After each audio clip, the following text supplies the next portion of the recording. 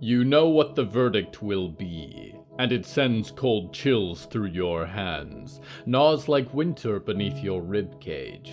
Dire is the stone on which you stand, dire the consequences of your actions, dire the faceless court. You wish you had never strayed so far from the forest's heart, but more than that, you wish their dread inquisition could not sense the darkness in you.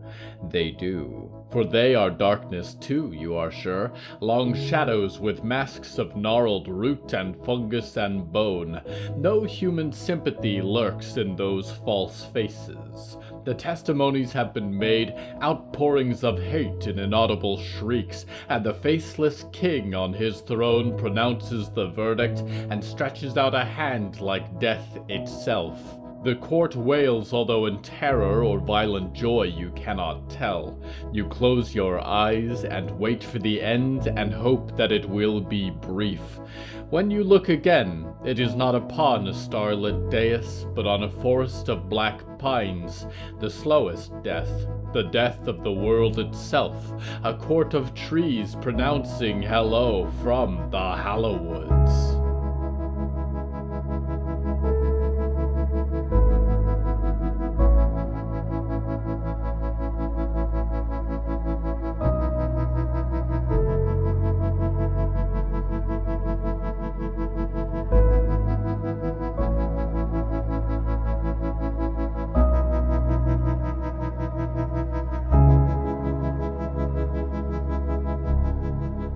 Right now, I'm sitting on top of a porch roof. I have only known one prone to taking their tea in the early hours of the morning, and yet the two below me have congregated to witness a night full of fireflies and talk of troubles. The theme of tonight's episode is trials.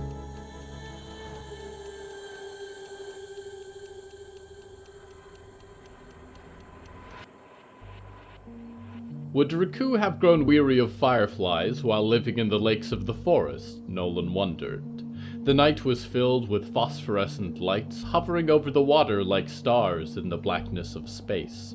The fireflies provided the only illumination for he and his host, and the insects lighted on his hands and arms and tiptoed across the fine china, and perhaps most notably, clustered around the woman on the other side of the table.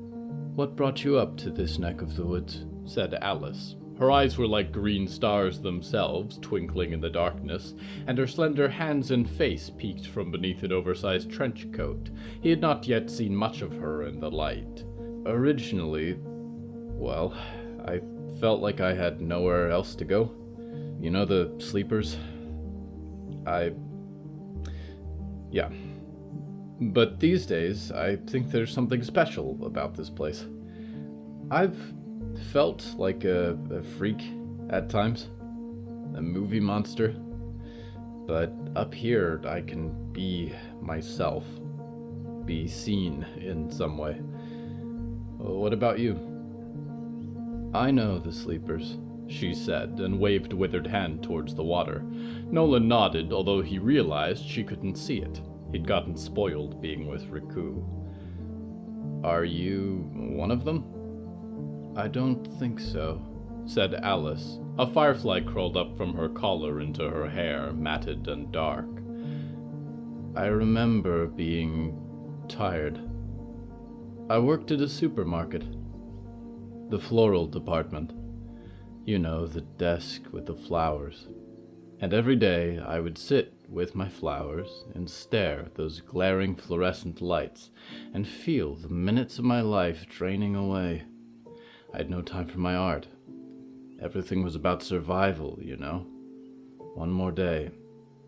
But one of those days, the rain fell black on the store windows and the storm was just so serene.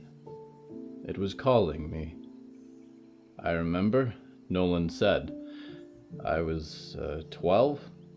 I was so scared of that feeling at the time. Later, I'd kind of wish I had gone." "It didn't quite work," Alice said, and reached a finger down to her glass. A firefly crawling on the rim of her cup moved to sit on her broken nail. She had not touched her tea. "I think it was a bear or something like a bear. I never reached a lake to sleep in. I was dead, but I couldn't leave. I could only look out and watch seasons pass. Foxes and crows and worms and fireflies in the night. The rains kept falling, and when I got up, I could feel nothing, but I was surrounded by so much beauty. These darlings. There was a bright glow from beneath the folds of her coat, shadows of ribs. She gave a sallow smile and gestured to her cabin. These days, I don't sleep, but I've filled my house with paintings. I didn't expect to find a community up here, but Winona visits me, and I have so many strange neighbors. I'm glad to think of you as one of them. Thank you. I'm excited, in a way, to be here, Nolan said and lifted his cup. The tea had almost cooled. He wondered if it looked strange for the liquid to drain into nothingness. How do you know, Winona? I'd be surprised if someone didn't know Winona, said Alice. Her van broke down not too far from here, a few years back. She said she wasn't upset, that it was in the cards for us to meet. She's astonishing and wonderful. I love her. I see, Nolan said. He was hardly one to judge. Does she know? Not like that, Alice said and looked over the marsh. I love the wind, also, and the twilight, and spring rainstorms, and 100 other things I could never really hold. There's a joy in being there to appreciate them for a moment. It's an honor to get the chance. I think anything I could have forever I'd fall out of love with. Besides, I'm not sure how well it works when one of you is dead and filled with fireflies. The light in Alice's body grew bright for a moment, and fireflies lifted in droves from the openings of her coat into the night air, escaping and returning.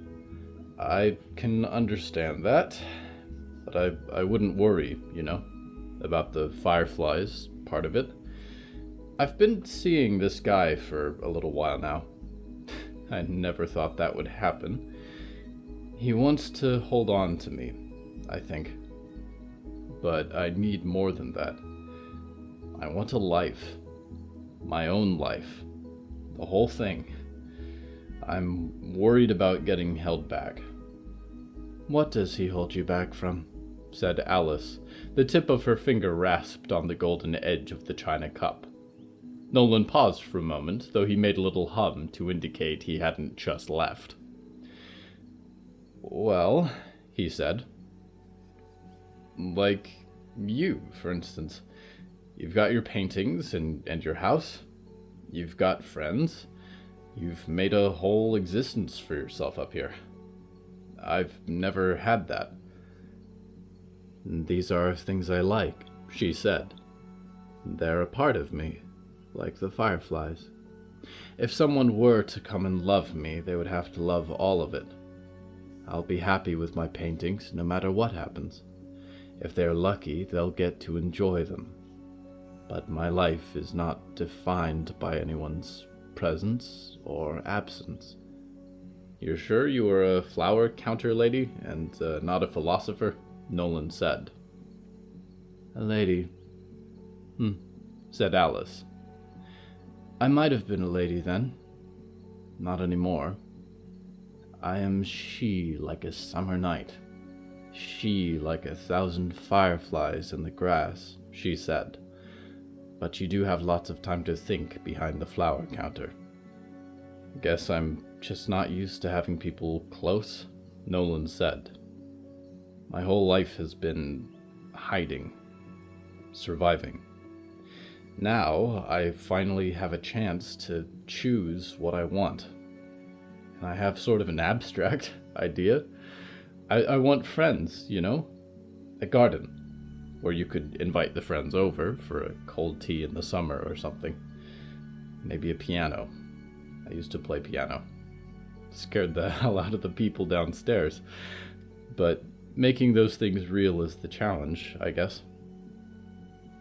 Well, I can't help with the garden or the piano, said Alice. But you have at least one friend to invite now. Nolan smiled and sipped his tea and watched the green stars over the lake. In truth, when he pictured the house, the end of all his weary journeys, there was a mossy green man cooking food in the kitchen, and it wasn't quite complete without him. Alice, Nolan said, what does the real estate market look like around here? Can you live in ghost houses? Alice said. Nolan frowned. I don't think so. She shrugged, and her burning green eyes shone for a moment, lighting a withered face with a beautiful smile. Well, that narrows it down slightly, but I can think of a few places.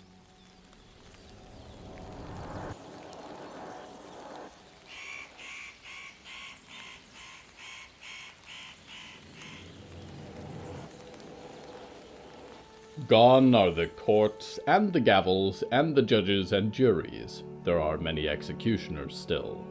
What your countries once called a legal system has disappeared entirely, and taken with it some fascinating implications. Some cling to the long-faded letter of the law, written to benefit the writers. For others, morality is thinly defined by the botulous corporation code of conduct. For a majority of those who still walk in the verdant wastelands of your youth, however, the only law you follow is one that lurks in your chest. Some follow none at all, and take what they need to survive and think of nothing else. No court. There are only trees to judge you now, and a world around them that knows not right or wrong, only growth and blooming life, and the warmth of a sun rising on a new age that blots out the horrors of the past as if waking from a bad dream. The horrors live on only in you now, in your eyes and your thoughts and your heart. And for all your troubles, dreamers, I hope that when you lay finally to rest, you rest peacefully. You will find no scales, no judgment, no weighing of your heart. Only rest. We go now to one beginning a trial.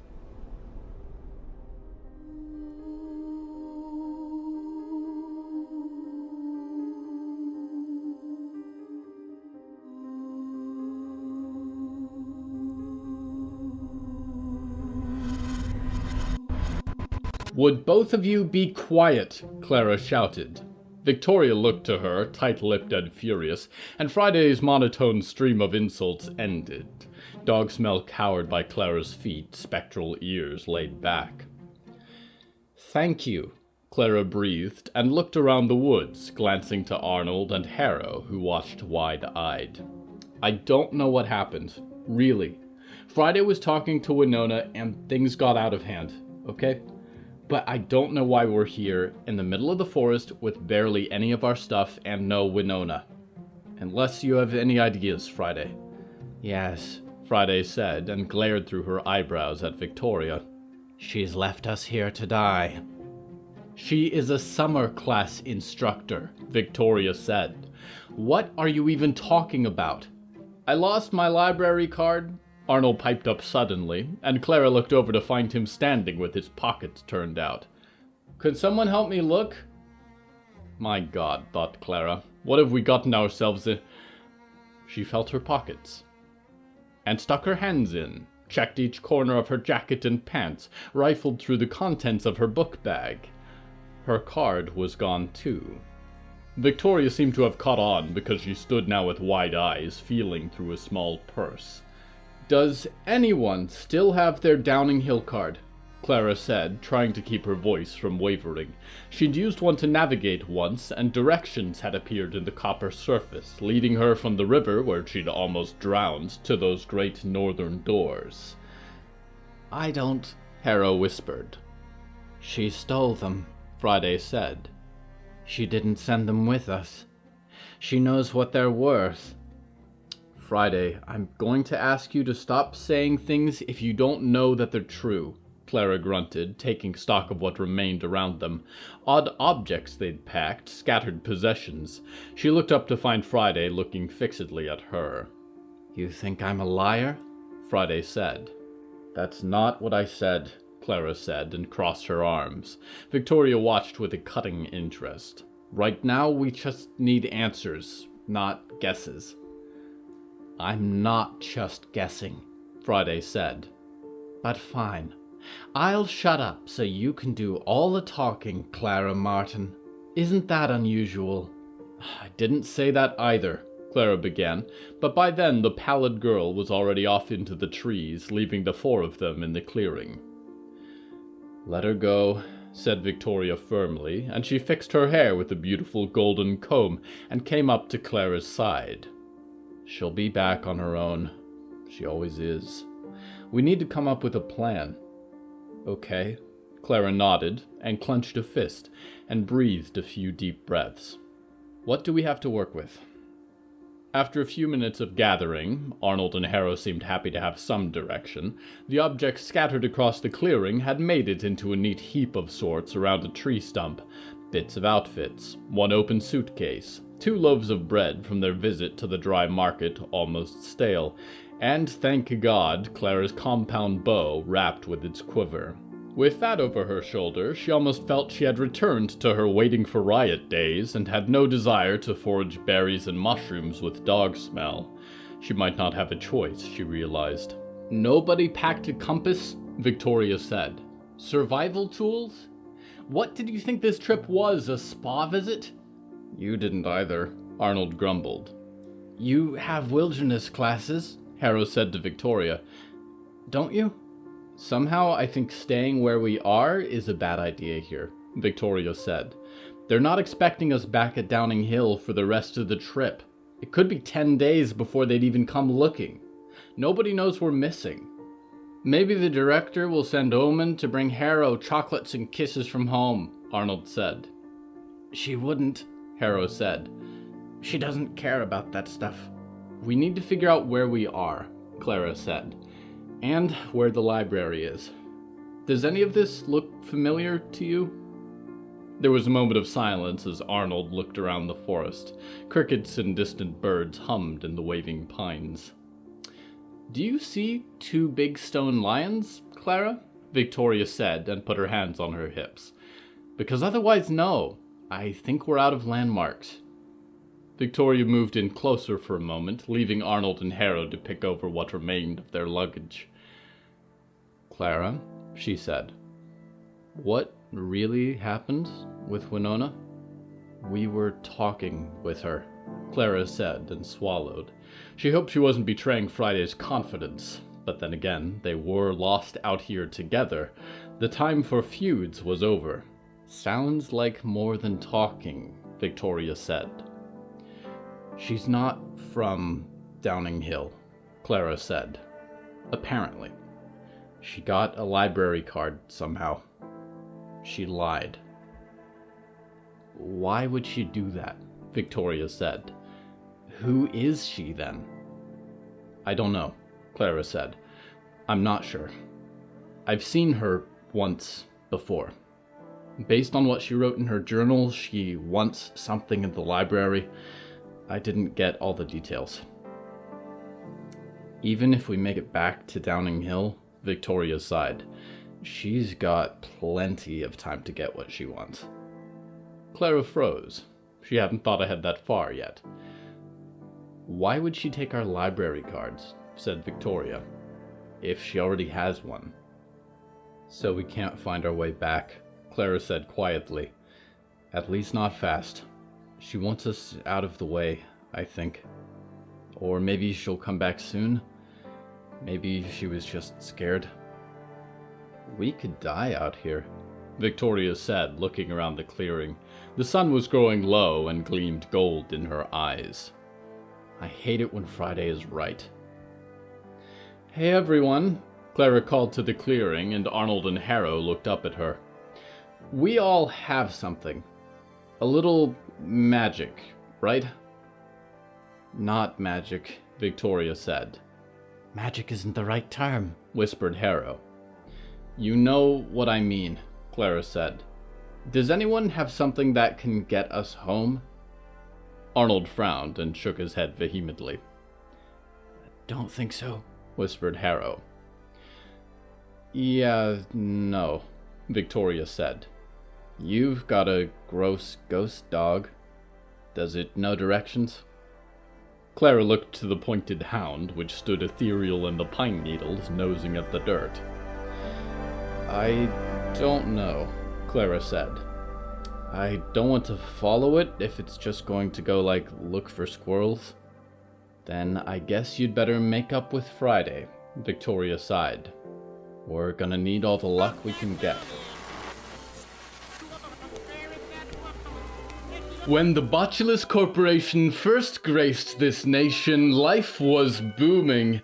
It was the age of innovation, and the future grew brighter with each new invention. By the time my career was beginning, though, all those hopeful stars had dissolved into warheads and woe. Laws and governments were in place, doing the best they could, but they had so much weight to carry. So, when the Botulus Corporation began our truly astronomical growth period, we resolved that we would do whatever was best for our customers and reshape the world if need be. And we did. Corrupt officials tried to stop us again and again, but we were determined to save America's people with our revolutionary solutions. Believe me, our in-house safety and certification teams are far more knowledgeable than the health officials of a bygone era. With the new lack of constricting regulation, we have been free to prioritize better solutions for quality of life, dreaming experience, and advertising effect.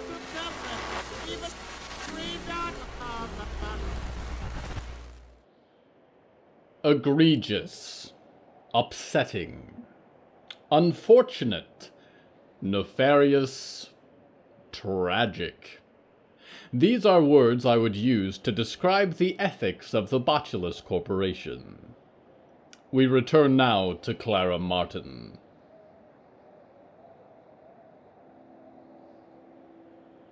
Dog Smell bounded ahead of her, pausing to sit beside the girl in black.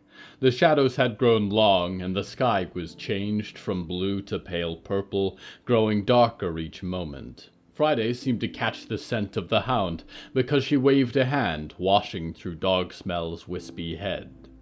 I don't like being followed, Friday said, as Clara picked her steps carefully through the uneven floor of the gnarled forest. I'm not sure if that's true, Clara grunted. I wanted to make sure you're okay. I was right, you know, Friday said, glaring at her. Her legs dangled off a cliff edge, dropping 40 feet to a slope beneath. You could almost peer into the treetops, a sea of black needles that stretched off to the sky. I know, Clara said, and hiked up the bow strap on her shoulder. But it's not just about being right. We have to keep everyone calm. Awfully concerned about the Victoria clique, aren't we? Friday said. I'm concerned about everyone, Clara said, drawing closer. Well, they wanted a test. Here it is. Let's see if they get good marks, Friday said, and looked over the edge of the cliff. Friday, Clara said, and came to kneel a few feet away, and tried to get a little eye contact. Friday would not look up. I like you. You're my friend. And I'm on your side. But right now, I need you to be on my side, too. Friday still did not return her gaze.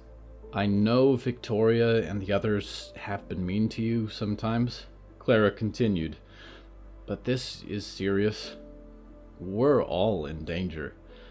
And let's be honest, it's because you and I went snooping. And now we're going to die out here, Friday whispered. What? Clara said. Don't say that. Especially you. I think you're the one person who might be able to get us out of this. It doesn't work like that, Friday said, still peering over the edge. Clara looked over it as well.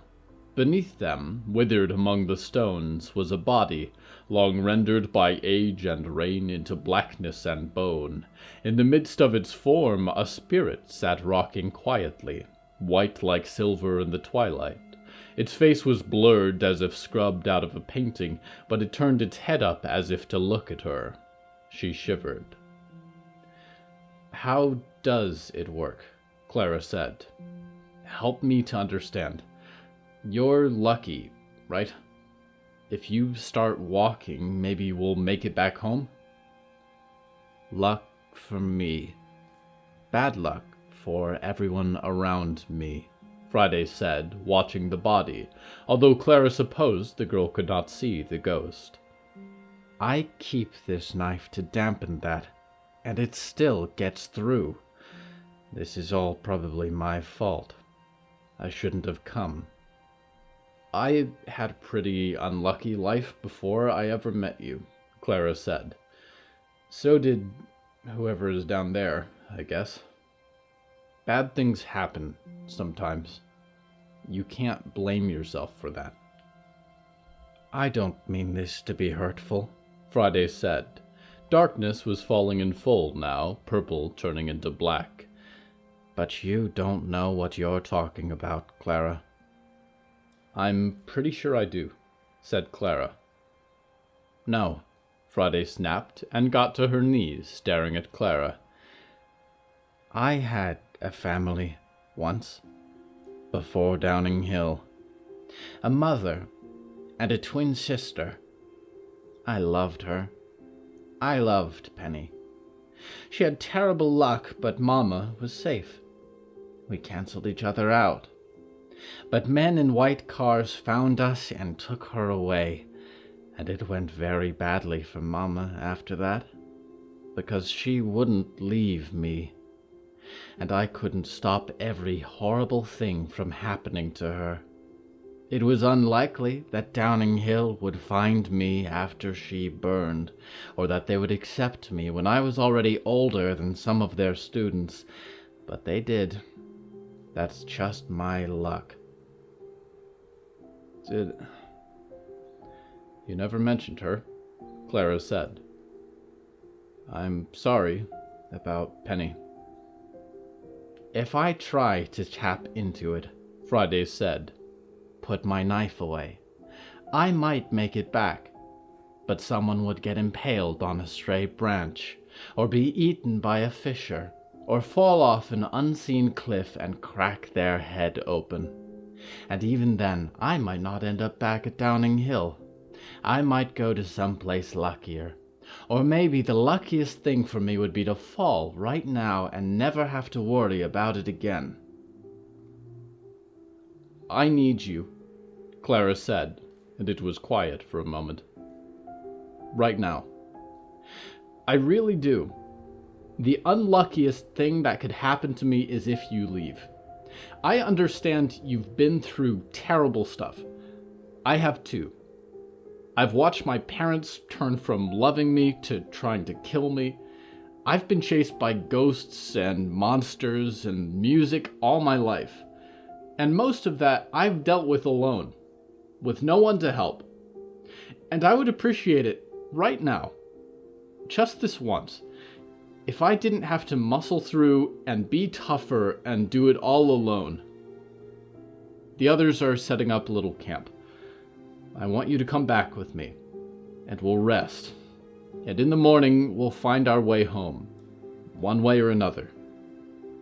Friday took a last look at the remains below them, a glance that said it won't make a difference. That's already us lying there.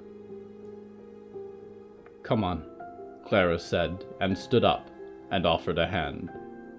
Friday's hand was in hers then, although the girl did not pull herself up right away. "I don't want to hurt you, Clara," she whispered. "But I'm sharp. I hurt everyone." Clara hoisted Friday to her feet. "What you said back there hurt," she said. "But you're still my friend, okay? I'm going to get us all out of here. Don't worry about it. Friday nodded and followed her back. Dogsmell retreated cautiously from the edge of the precipice and barked once into the darkness and left the rocking spirit to rot. That's not us, Clara thought. Not yet.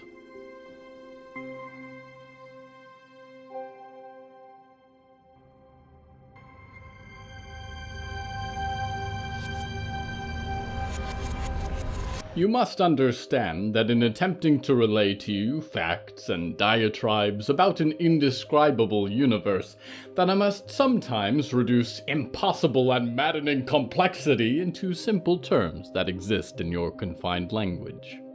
When I talk, then, of the Council of Heavens, you may picture an orderly collection of celestial beings, calmly working together for the good of the cosmos, administering justice and due process, where all stand as equals.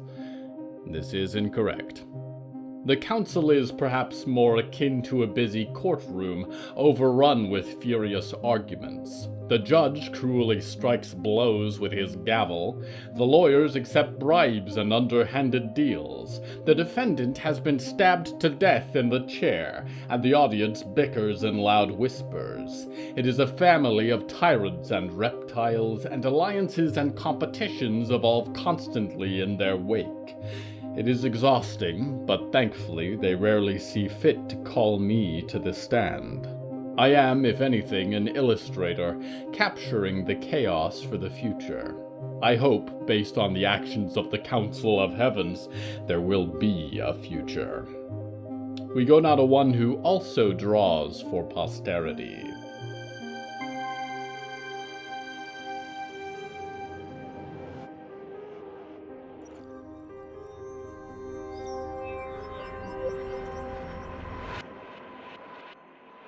I'm almost out of pages, Riot said, closing Walt's almanac and tucking it into the bag beside her sword and sheath.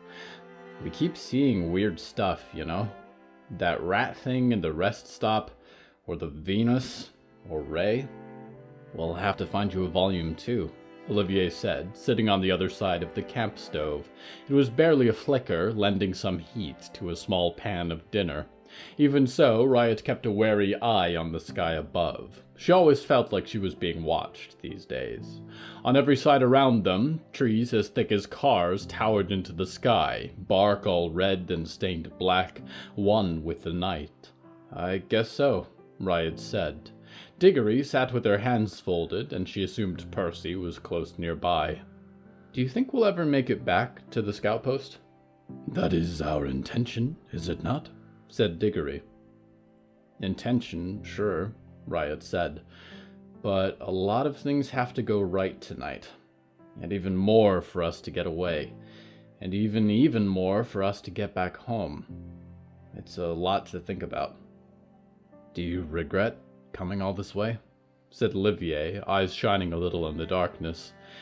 Now that you're here? Because, like, a last chance to turn back. No, Riot said, and nodded to herself as much as anyone. I'm glad I did. I don't think I could just live my happy, stupid life knowing that my mom was trapped in some terrible box dungeon. For all the trouble so far, it's been worth it. We're here. I'm ready. My mother of sorts is a ghost, Diggory said. They warn scout post children about her. She frightens me. Even so, I feel indebted to her. I would help her if I knew how. I can barely remember my parents, Olivier said. They lived in Quebec somewhere, I think. I ended up at Downing Hill pretty young. But I always wonder, you know, what were they thinking? If they were like, here's what's best for you, going to this crazy cult school, or if Downing Hill paid them, or if they wanted to get rid of me. Maybe it's best that they're not around. They'd probably be disappointed that you all got me expelled.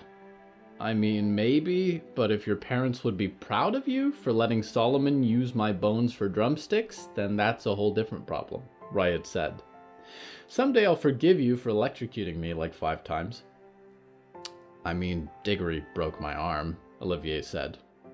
And, I did lose my library card.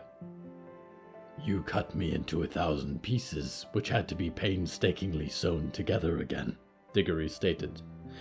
I believe I have you one up on grievances. Plus you can heal yourself, Riot said and waved a hand at Olivier. Let's not get into all of this. I'll make myself mad. Will it be odd to have your mother back? Diggory said. I am interested to meet her.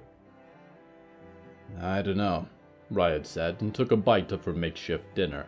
The camp stove had barely made it warm, and it had cooled again to its original mediocre brown temperature. What a terrible last supper. It wasn't always easy or nice being so close. There's nowhere in an underground survival bunker you can really get privacy. We were on each other's nerves a lot because there was nothing else to do. But I'm hoping it will be better. I think I'm better. I got kidnapped and hurt, and I lived on my own. I think I've been through a breakup, but I think it's extra adult points if it's complicated. I got a job. I'm a groundskeeper, whatever that means right now. I just hope she doesn't still see the same old me. I'm sure we'll have lots of time to worry about that, Olivier said, rubbing her hands together, sparks dancing at her fingertips. Right now, we've just got to get her out of Box Andromeda. Yeah, Riot said. I guess so. Thank you, everybody, for coming with me. I hope this goes great, so we can all laugh about how he kicked Botko's ass on the way home. But if it goes badly, you all are really great. Diggory, Percy, Olivier. I left the bunker and, had no idea what was out there. I'm glad it was you. Even though you're a ghost and a sewing project and a fancy superhero. I resent that, Olivier said. I appreciate you, is all I'm trying to say. Riot nodded. And I hope this works. Well, if you both are done with your dinner, Diggory said, and stood up, pale eyes glinting in the single point of light, then let us begin our rescue.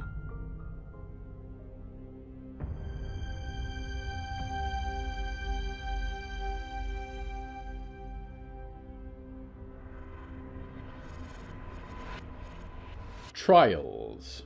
We do not go through life smoothly, much to our mutual dismay. Rare is the day that does not bring some new trouble, trifling or titanic. In time they can overwhelm us, storm our thoughts like a siege gate, an avalanche of petty losses to consume the peace and sanctity of our lives. Even so, be brave. Be fierce. It is not an easy thing to live, but still here you are, planted resolutely on this earth, doing it. For this you should be proud. Let go of old burdens when you can. Refuse to pick up that which would crush you. And for what you must carry, scream or protest as much as you require, but I believe in your ability to see it through. At the end you may look back upon this time and remember not the rush of storms, the 1,000 hot coals over which you walk, but the moments of forgetful happiness that made the tribulation worthwhile. Until you walk freely from the court of life into the sun, I am your loyal host Nickignick, waiting judiciously for your return to the Hallowoods.